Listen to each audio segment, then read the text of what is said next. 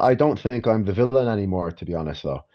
I think I'm doing a little bit of a babyface turn now. I think Arian's the bad guy now.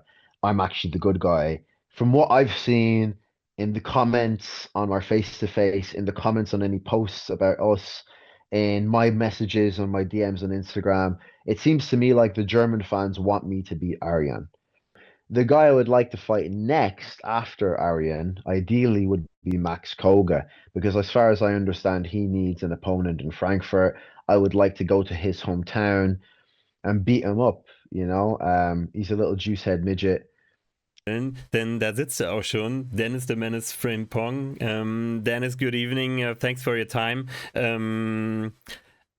First of all, how was preparation for the fight against Arijan Topallaj on next Saturday? Being in alert modus, probably your wife could or you could become father in a few days. So first of all, I just want to say guten Abend. You know, mein Deutsch ist nicht so schlecht.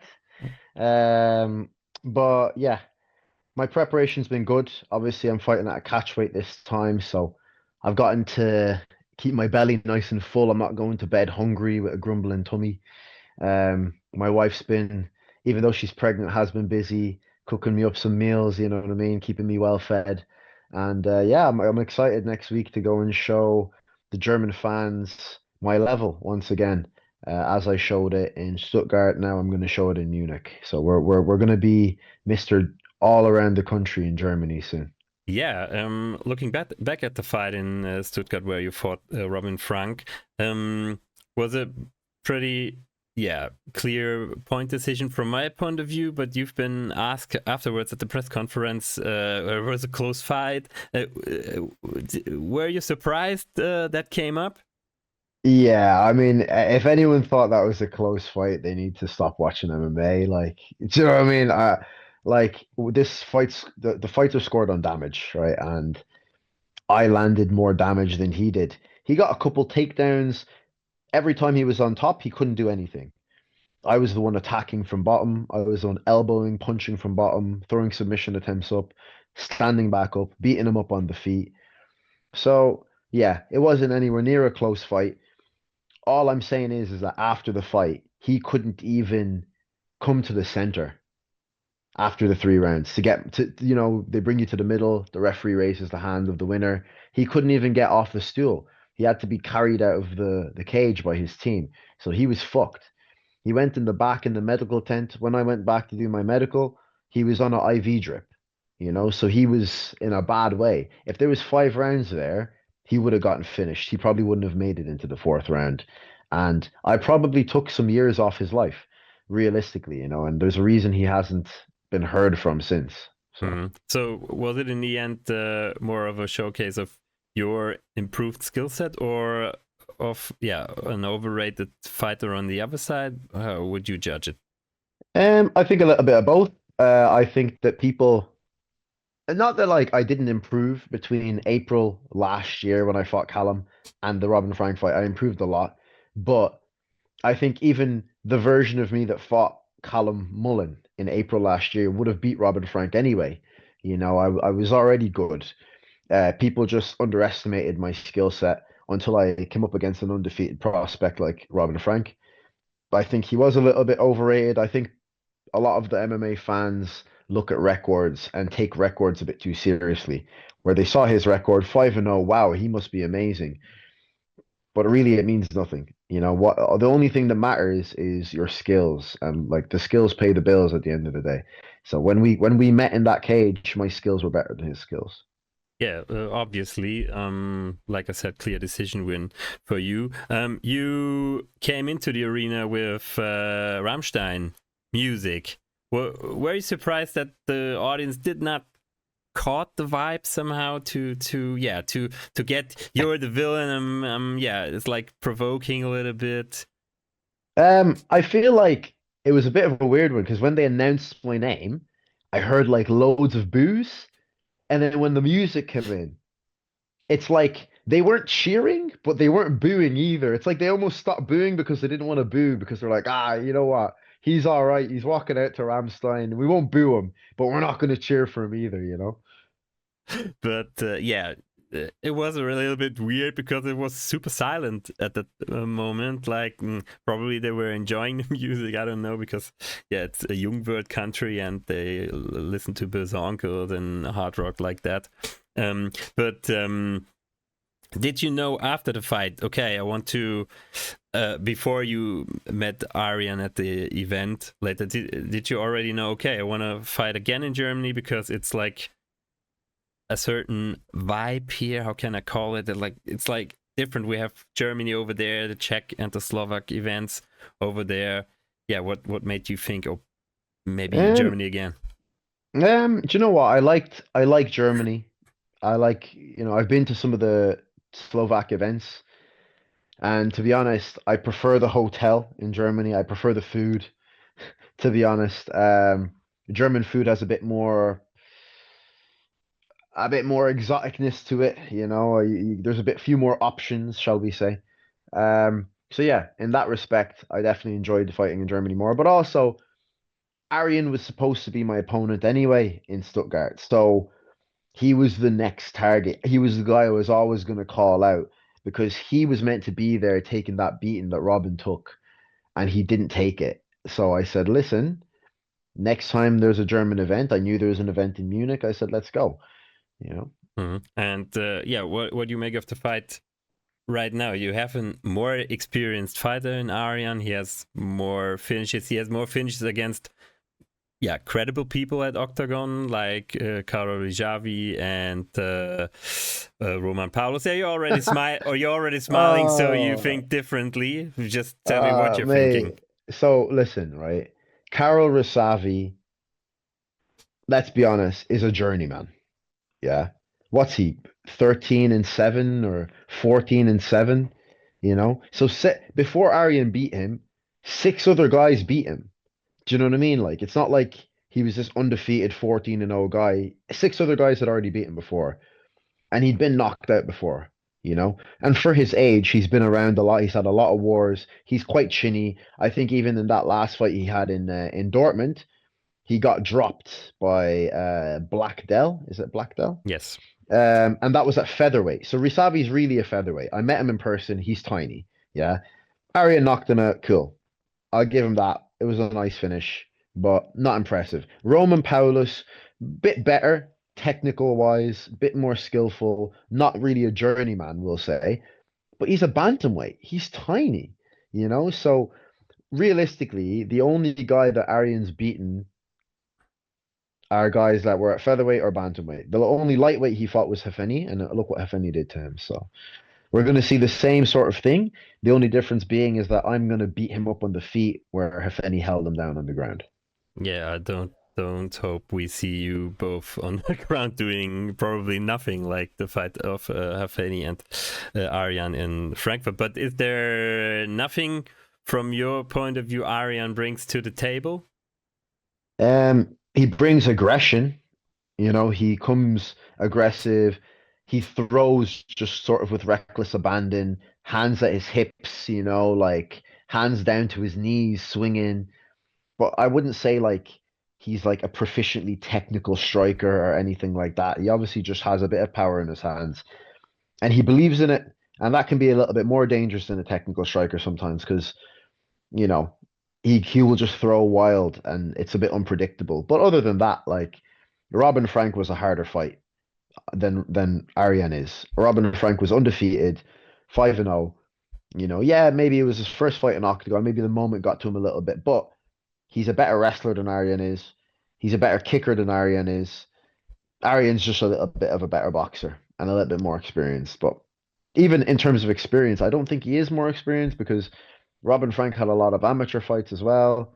He was undefeated at amateur also. He's been training since he's a child. He was going to train in Jackson Wink and American Kickboxing Academy in American Top Team, all these high-level gyms in the world from when he was a kid. And, Arijan's not been doing that. So, Okay. If Arijan is no threat from your point of view, the question from the chat is there a dream matchup in Octagon you would call? what anyone at any point, or what the next fight after this guy? Yeah, I mean this is pretty ungeneral. Okay, okay. Isn't Well, there any certain fight that you would I'll like give to both. face? I'll give both. So the guy I would like to fight next after Arian, ideally, would be Max Koga, because as far as I understand, he needs an opponent in Frankfurt. I would like to go to his hometown and beat him up. He's a little juice head midget. I don't think he's that good. He's got a lot of fights. He's got a big name. So that would be the next guy. Anyone at all that I would like to fight, obviously, it would just be the champ, whoever has the belt, whether that's Keita, whether that's, whoever happens to be the champ when I get the title fight. That's the guy I want to fight. I want the belt. That's as simple as that. Yeah, it sounds super confident from you. It's some, how can I say, it's part of your character, right? Probably it's part of every MMA fighter's character, because without confidence you won't win anything. But you know how to sell it, and that's some point of view, or something I want to talk about with you.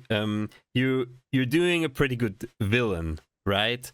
Is this some form of recipe? Because we've seen this. People play certain roles, and afterwards there's a lot of mutual respect for the opponent. But before the fight, I won't say everything goes, because that's not the case. Not everything goes. But to promote the fight, there are certain ways, and like Pavel Neruda tweeted earlier, you know how to play the game. I would say 100%. I don't think I'm the villain anymore, to be honest, though. I think I'm doing a little bit of a babyface turn now. I think Arian's the bad guy now. I'm actually the good guy. From what I've seen in the comments on our face to face, in the comments on any posts about us, in my messages on my DMs on Instagram, it seems to me like the German fans want me to beat Arian. He has the Albanian fans on his side, and I have the German fans on my side. Um, to be honest, if we're talking about blood for blood, DNA for DNA, I'm more German than he is. You know, I have German family. I think he just happens to live there, speak the language, and train there. But I am actually genetically German more than he is, I believe. So yeah, I think the German fans know this. They understand this subconsciously, and I'm not a villain anymore. I don't think. I'm a family man now, so I've got to change my ways. Yeah, but in the end, villain or hero, to get into the head of your opponent is some form of art in the sport of MMA. Do you have any role models there? I mean, there are role models, like, if you can't back it up in the end, all the Yeah, all the trash talk, yeah, before goes yeah, away, and you embarrassed yourself. Look at Max Holzer. If he wouldn't maul his opponents like that, all the costumes before, yeah, yeah.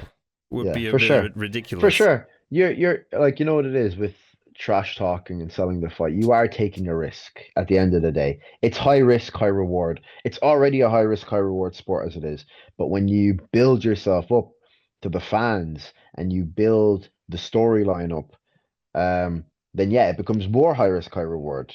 So some people are not willing to take that risk, and that's why no one will remember their names. In terms of inspiration, I would say Chael Sonnen. Chael Sonnen would have to be the guy for me. He took inspiration from WWE. I used to watch WWE as a kid myself.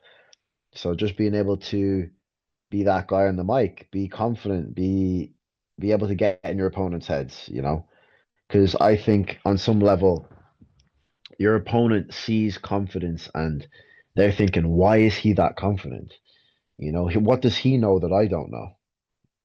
So yeah. But there are lines you wouldn't cross, right? I mean, I've crossed a lot of lines in the past. Would I cross them again? Probably no. Um, am I sorry for those crossing the line? Some things maybe that I've said in the past, I wouldn't do again, and I wouldn't. I don't think it was in good taste. But yeah, obviously there's certain things that I'd probably steer away from now. But talking about a person's skill set, talking about what you're going to do to them in the cage on a particular date. that all goes, that's all fair in love and war. Mhm. Yeah. So I'm a little bit referring to your black table meeting with Arijan, which was in the end, yeah, not super heated. So, what do you make of that? Well, yeah, like I think he didn't react to the t-shirt. He didn't want to react to anything I said because he knows he already reacted when I came up to him in Stuttgart. He already reacted in an emotional way, and he didn't want to give me any more of like, space in his head. He didn't want me to have that reaction from him where I could be like, I got you. I got you. But I still got him. You could tell by his body language, by his posture, by the way he was speaking at the black table. You could tell he was annoyed, frustrated, nervous, and he knows what's going to happen next week. So, So, what can we expect for the press conference or prior to the getting closer to the fight? I mean, you had the T-shirt already. You're posting frequently on social media. Is there like a big surprise like Max Holzer always has? um, I don't think for a big surprise. I'm just gonna go there. I'm gonna be in Munich. I'm gonna enjoy Munich with my people, you know, my Bavarian people. So yeah, I'm gonna go there. I'm gonna steal the show. Co-main event. We're gonna go get that bonus. I'm gonna finish this guy, and then I'm gonna call out the next guy, and then I'm gonna fly home, and I'm gonna enjoy becoming a father, and that's it. Hmm. Yeah, but talking about calling someone out, you've been called out by the GMC lightweight champion Ali Gündüz in the past. Is this something you're taking somehow serious or Mate, yeah? like, I don't know who the fuck that guy is. Like, at the end of the day, I had to go and Google him. I seen that his fight before that was at a bantamweight. He doesn't want to smoke with me. Like, I'm a massive lightweight. He doesn't want to smoke with me. He just wants an opportunity in Octagon, which, you know what? Fair play to him. Maybe he wants that opportunity. Go call out Robin Frank then. Do you know what I mean? Go call out the NFC lightweight champion, former NFC lightweight champion. Fight him. Get him as your option into Octagon. He's on a loss. I'm on a win streak in Octagon. I'm looking forward. I'm not looking behind me. I'm not like a stepping stone for some guy that's 6-0 on the German regional scene to come and try and get into Octagon with. Do you know what I mean? And at the end of the day, I'm looking for after Arian next Saturday, I'm looking for guys who have 15, 20, 25 fights, professional. That's the level I'm on. I'm not looking at guys who have 6 fights. But in the end, it's a sign that Octagon got this high level promotional status in the end. But what do you think? Should there be a higher skill gap in the future for people who want to come to Octagon, or do we need Yeah. do we need a really big roster in the end? I would say like I said, Robin Frank came into Octagon, his first fight in Octagon as the NFC, German regional MMA champion, big hype behind him, 5-0 undefeated, all that. And I dealt with him easily. So that is the skill gap. That is the difference. This guy thinks it's not a big deal. Going from fighting in GMC in some hotel lobby in a cage that they set up to go into fighting in an arena. Now you've got to do press. You've got to come there on Thursday. You've got to be in the fighter hotel with all the other fighters. You've got to do your weight cut there. You've got to do a press conference. You've got to do a photo shoot. You've got to do all. It's different.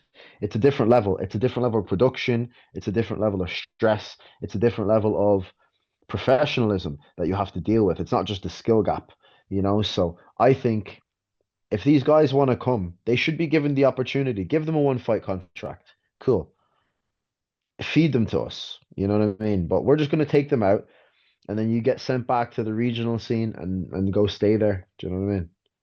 Yeah, but you just said feed them to us. So do you see there's already an established roster in Octagon which is carrying the promotion? I would say yeah. I would say yeah. I'd say there's like an established roster. Obviously, always good to have fresh blood come in because people leave, people come, like people retire, people go to other promotions, so people change weight divisions, whatever it happens to be. So we do need to have that sort of conveyor belt system. But you need to earn your spot. You don't get to like come in from GMC. Oh, I'm the GMC lightweight champion and call out a guy that's on a win streak. You got to fight either a guy that's on a loss or on a losing streak. Call out Benny Bayami or whatever his name is. Do you know what I mean? He's lost like 3 fights on the trot now. You know what I mean? Call out those kind of guys. Like the way that this game works, you don't get to just jump the queue. I can't now say, oh, I want to fight Keita. Do you know what I mean? Like I don't get to just say that. I have to fight my way to Keita. Does that make sense? Yeah. There's one question, one question from the verified guy, the MMA verified guy. Ask him about Dan Holt wanting to fight Robin Frank. I know Dan Holt would happily fight Robin Frank tomorrow, yeah. But I know Robin Frank does not want to fight Dan Holt. Like Robin Frank never wants to see another opponent from the UK or Ireland again. I can guarantee you that after what I did to him, he's done out here. If Dan Holt would KO him, like simple as that.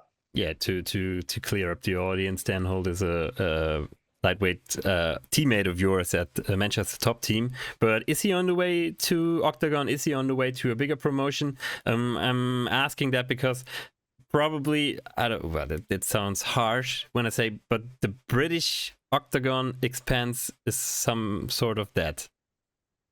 Yeah, I mean, as far as doing shows in the UK, it is definitely a bit dead in the water. But they've still signed some guys. Neve Kinahan just got signed not long ago from the UK. You know, they've signed a few other guys from the UK since. Um, so let's see. But I don't know. That would be a question you'd have to ask Dan himself. He will be there on Saturday with me in my corner. So you'd have to ask Dan that yourself as to whether he wants to come to Octagon. He's 3-0 now. He has a lot of options. He just had a good performance there last weekend. And yeah, he's on his way to the top. He's only young. He's 21. He has a lot of time. Yeah, sure, but we can, or I say we, Octagon could sell you for an Irish event as well, right? If you bring a British guy or from England, you need to do shows on home turf for them to get a bigger audience, not just beat the opponent in Germany for a German fight. That it would not be super interesting, or how would you think about it? I suppose it depends on like the mindset of the fighter. I personally enjoy being the invader, like the Viking coming into your shores and invading your land, invading your home. But obviously, I would like to have a home fight soon. In Ireland, that would be enjoyable. But look, I don't know. I don't know if the UK expansion's completely dead forever or whether it's just like, you know, put on pause or what way it is. Again, that's a question for Pavel and Andre. My job is I get a contract with a guy's name on it that I'm gonna fight. I sign that contract and then I show up to whether it's in Munich, Stuttgart, London, Dublin, or the fucking moon. I show up, I get my weight down, I make weight, and then I punch the head off him the next day. That's my job. Yeah, the moon would be super exciting in the end, but the other places sound nice as well. To closing the interview, what is your prediction for the fight in Munich? What are you looking forward the most besides your fight? My prediction is second round finish. I'm going to use the first round to let him blow his load, let him get his energy out, let him get tired, and then I'm going to finish him in the second round. Um, as far as what am I looking forward to most, I'm looking forward to just getting in there, having another scrap, getting some some nice food afterwards, you know, some pretzels, you know, some zero alcohol beer. Um, and then yeah, like I said, most of all, I'm looking forward to coming home after the fight and becoming a dad. That's, you know, my focus is on the fight right now. But once that fight is over, I know that my mind will then switch focus to I'm becoming a dad in the next few days. So Yeah, that sounds nice, and therefore I say best of luck to for your fight on Saturday. We will see each other on Friday at the press conference. All the best to your now growing family, and yeah, if we don't see each other afterwards, I would say yeah, you don't need luck for this exciting experience which is coming afterwards, becoming a dad, being a dad. But yeah, it will be super wild ride. Therefore, yeah, you will enjoy it. You're a kind of person who will enjoy that. Therefore, I say thank you for your time, Denis Frimpong. Thanks for the talk, really interesting. And yeah, would like to see you someday sooner or later on the show again. yeah, We'll see each other yeah, in the future. And yeah, again, thanks for your time. See you in absolutely. Munich. Cheers, mate. Denis Frimpong, everybody. See you there. Enjoy. Bye bye. Cheers, cheers.